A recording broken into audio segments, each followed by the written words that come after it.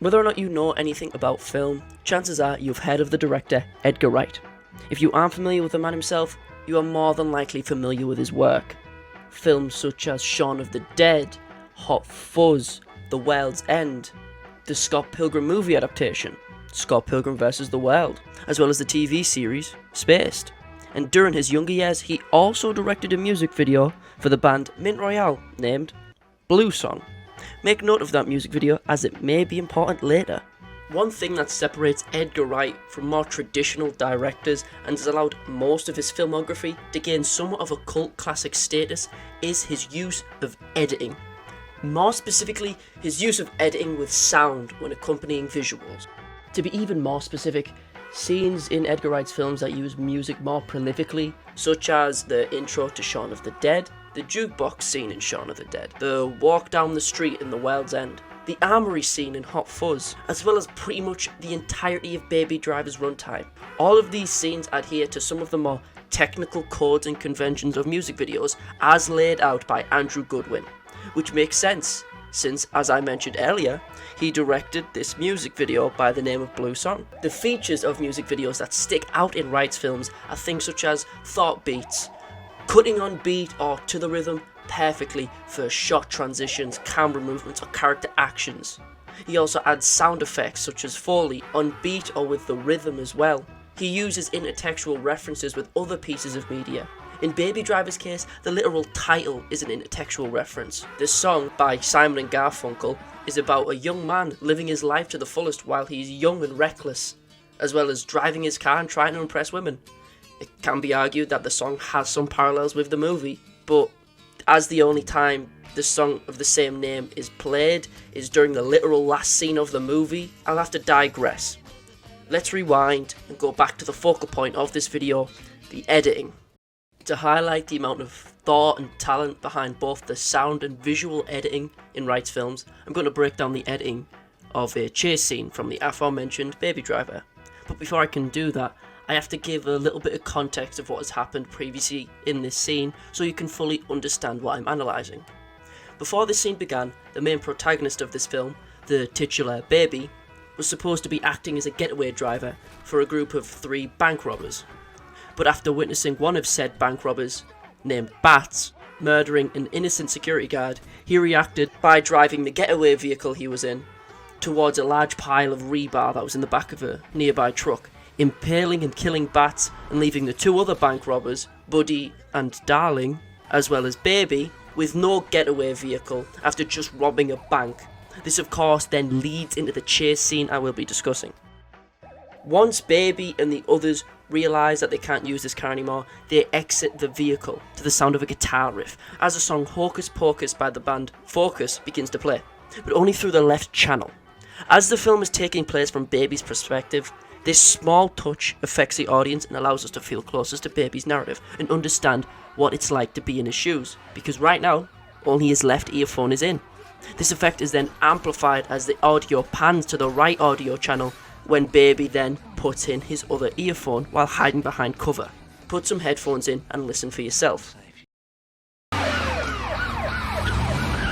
Drop your weapon!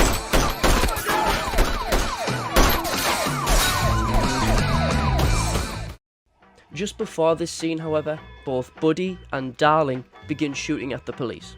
On beat, with the song as it begins to fade in and pan to the right channel, maintaining the music video technical code of keeping everything on beat to keep it entertaining and maintain audience attention.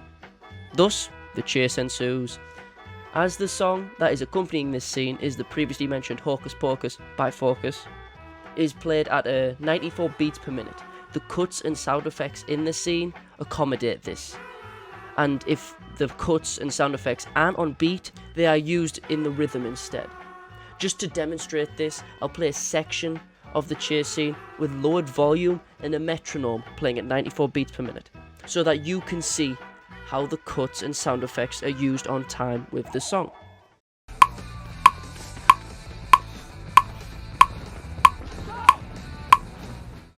During the interlude of the song, the pace of the song slows down, along with the editing, more specifically the cuts. When the song begins yodeling, when Baby enters the mall, the fast pace of the editing completely stops, and during the interlude, it is only a single long take with no cuts, until the pace of the song catches back up with the action, and then the scene uses a whip pan to get back into the rhythm.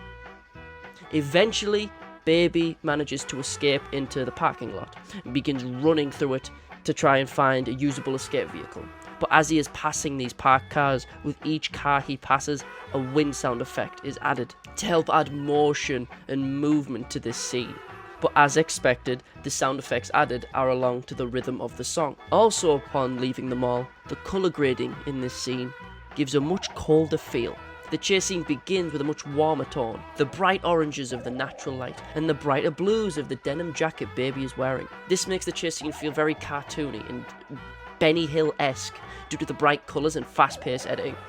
But as the scene progressed outside to the parking lot, the colours became much colder and gritty. The natural light becomes dimmer, and as a result, changing the tone of the scene. This tonal shift in colour temperature also foreshadows the future tonal shift in the scene. As Baby is trying to escape, he manages to break into a car. As Baby is trying to escape in said vehicle, he also accidentally crashes into Buddy and Darling, leading into the two having another shootout with the police. This particular part of the scene is very intriguing from an editorial point of view. During this shootout, Darling ends up being gunned down to the police, of course on beat, which then leads to a close-up of Buddy's face as the camera slowly zooms in. However, during this zoom, many things are happening. Firstly, the sound effects of Buddy reloading his gun are overlaid with a high-pass filter to give this effect of shell shock. Buddy isn't thinking straight anymore, and we can tell. Another piece of audio editing of note is the song. The song has a key change upon Darling's death during the interlude between each of the main verses, basically meaning that the song briefly has a slower and darker feel to it, during the zoom in on Buddy's face, reflecting the emotions he is feeling. The Benny Hill chase from 4 minutes ago prior is nowhere to be seen. Then, as the music kicks back into the main verse, more gunfire follows. The gunfire during this part of the scene is also a great point of discussion. As stated throughout this entire video, Edgar Wright's editorial style is to keep everything on beat. But during this scene, Buddy is firing an automatic weapon at the police, firing a total of close to 30 rounds in the manner of 3 seconds. But despite this, to keep pace with the song, the sound effects and the cut transitions of this section suggest that there have only been 11 shots to keep in time with the beat. It can be argued that as a result of this, when Edgar Wright has to tune between visual continuity and realism, or audio continuity and fidelity, he will prioritise the audio. That is very clear. To highlight this, this is what the scene would sound like if Wright chose to give the scene's audio a more realistic feel.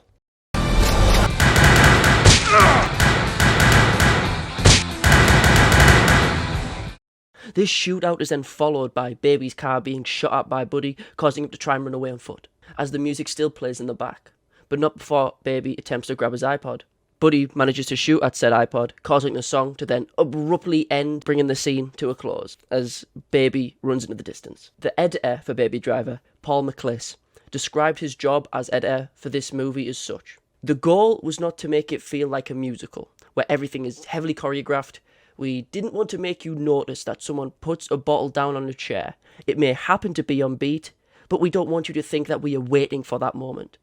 Meaning most actions in this movie are probably on beat, but are cut and edited in such a way, so cleanly and naturally, you probably wouldn't notice them. He also described editing on this film as being the most difficult film he has ever edited for.